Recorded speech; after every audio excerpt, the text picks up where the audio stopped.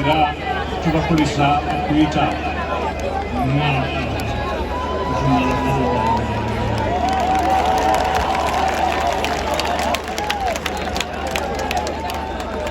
tuddamu okwebaza essaawa zammwe olwasagala olujjanjabi tufuiseemu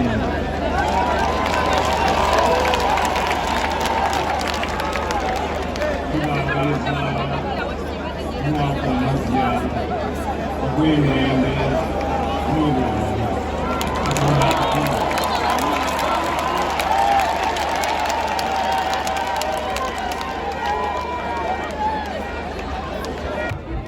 Mwanirize Ssaabasajja Kabaka n'ab'e Buddu bawulire.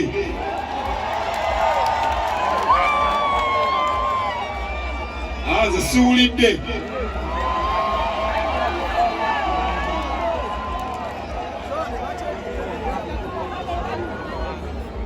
Ssaabasajja Kabaka awerekeddwako Omulangira David Kintu Wasajja,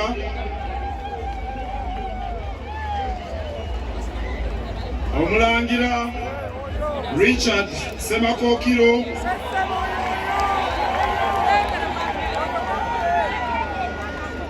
era waliwo n'abalangira n'abambejja abalala bangi.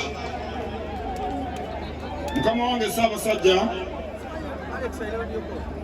olwaleero omukubiriza w'olukiiko lwa Buganda Oweekitiibwa Patrick Lwagamugumbule waali ne baminisita bo bonna we bali waggulu awo, mukube engalo ezibaaniriza.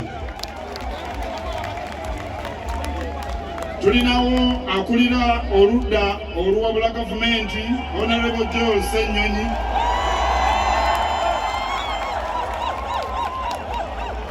n'ababaka ba paalamenti bangi.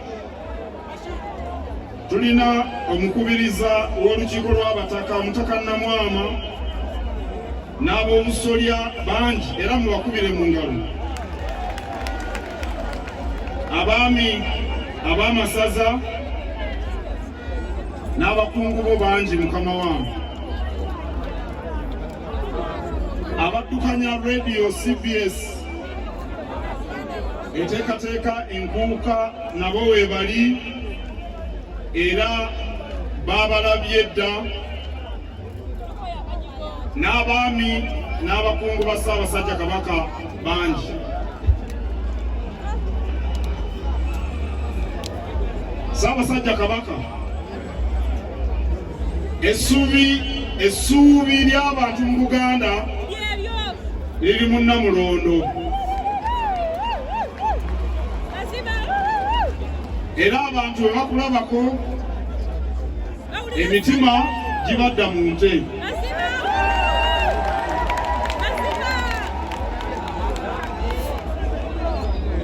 Omwaka guno abantu bo bano boolaba wano baamala ebbanga eggwanvu nga bammanja Ssaabasajja Kabaka. Ssaabasajja Kabaka ali nammwe, era mmwe abazze mwesiimye. Njagala kubabuulira kino.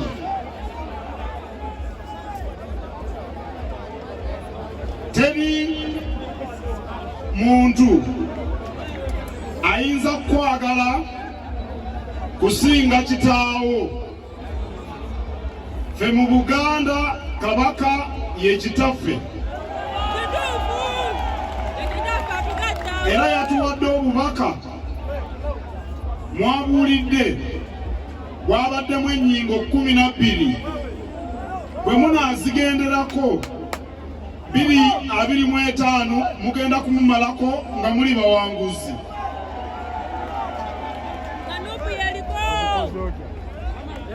ekimu ku nteekateeka ze tubadde nazo wano mukama wange ye ntanda ya Buganda,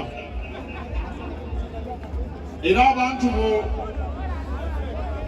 abawera ndowooza 30 babadde mu kuvuganya wano n'ebweru emitala w'amayanja. Omuzira mu bazira owa wano 2024 ye John Kizito Lukoma, nga temumukubidde mu ngalo. Ate omuzira ow'ebweru emitala w'amayanja ye George William Kizito, bombi bammamba. Ssaabasajja Kabaka asiimye okuwa John Kizito Lukoma epikipiki empyatuku, ekyapa ky'ettaka n'obukadde bwa siringisi 5. Era kansabe omukungu Mike Kawoya Mwebe oleete omuzira mbazira wano mu maaso g'abeene.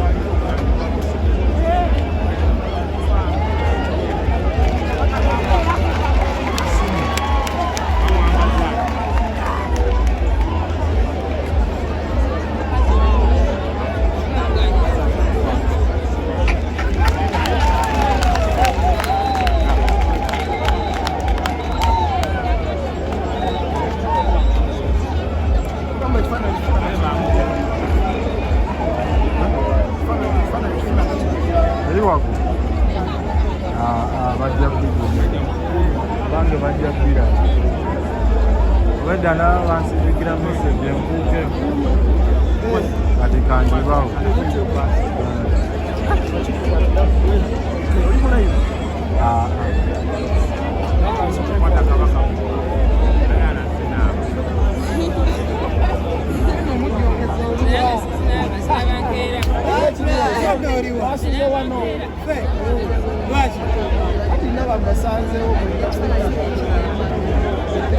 Sawa siri muri ongezeleza wakati